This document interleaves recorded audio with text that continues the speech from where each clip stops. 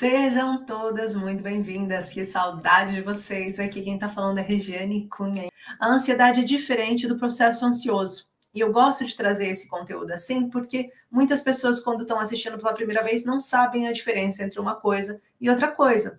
Então, para você que está de Sintra me assistindo, para você que está de Suzano, São Paulo, Valquíria me assistindo também, vocês vão entender um pouquinho a diferença entre ser uma pessoa ansiosa ou ter ansiedade, sofrer de ansiedade. O que agora chama-se transtorno de ansiedade, tá bom? Para mim, ansiedade devia mudar de nome, porque sempre que eu penso numa pessoa, estou com um pouquinho de ansiedade, estou ansiosa para que isso aconteça, eu fico pensando, meu Deus, quem dera que a ansiedade fosse só quando vai acontecer uma coisa boa, é que a questão da ansiedade não é isso, e de fato a gente precisa olhar com muito carinho, tá? Então, o que a gente vai fazer aqui na ansiedade? Entender a diferença primeiro entre ansiedade e estar ansioso.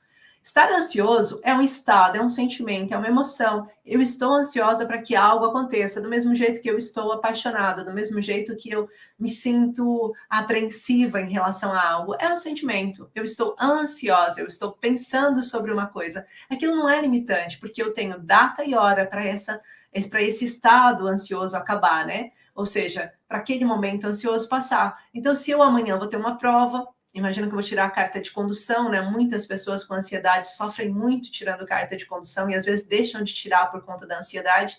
O que acaba acontecendo é que nesse momento, nesse processo, eu me coloco num lugar de amanhã eu tenho a prova. E como amanhã eu tenho a prova, eu começo a pensar sobre isso. E pensando sobre isso, isso me gera uma certa excitação, uma certa diferença no meu estado. Eu me sinto assim, tenho o meu sono um pouco alterado, eu tenho a minha alimentação um pouco alterada, eu posso até sentir um friozinho na barriga, mas no dia de amanhã, quando a prova passar, acabou, tá tudo bem. Eu não vou mais me sentir ansiosa. A ansiedade não. A ansiedade ela não passa. Não nesse tipo de coisa.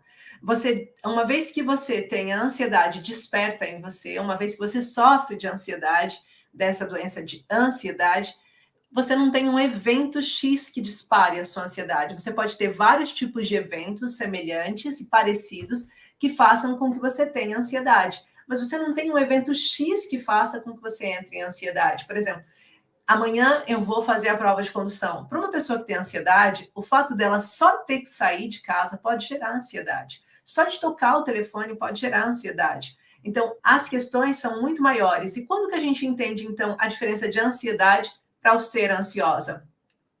Ser ansiosa, eu gosto que as coisas aconteçam no meu tempo. Ok. Existem muitas pessoas que são assim, gostam que as coisas aconteçam no tempo dela. A ansiedade, eu nem quero que as coisas aconteçam.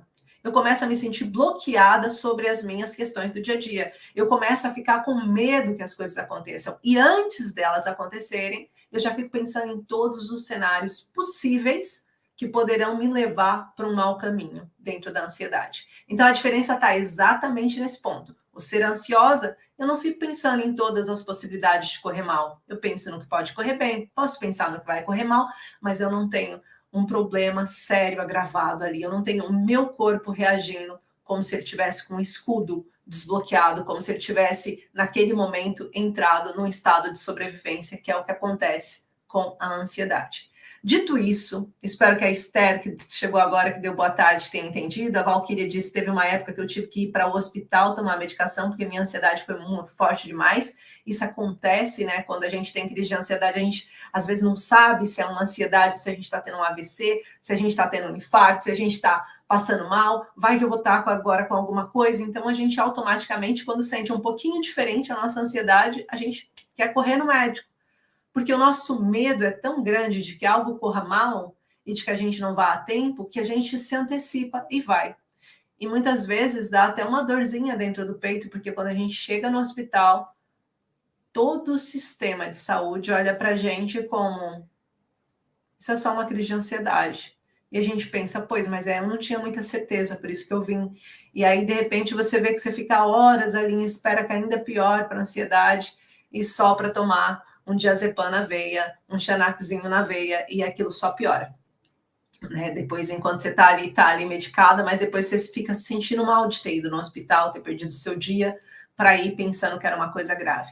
Então, automaticamente, eu gosto muito de chamar a atenção das pessoas que sofrem com ansiedade para que essa ansiedade não passe a ser um caminho da depressão. Quanto mais cedo a gente trata, melhor resultado a gente vai ter em todos os quesitos. Menos efeitos colaterais, mais fácil da gente sair, mais fácil da gente não chegar a um quadro depressivo, mais fácil da gente conseguir encontrar um caminho mais adequado, mais ajustado, em menos tempo, né? Para a gente conseguir chegar a resultados positivos. Sempre dentro desse olhar, o que eu quero trazer para vocês aqui é que a ansiedade ela é ativada por dois fatores. Eu hoje vou tratar apenas de um,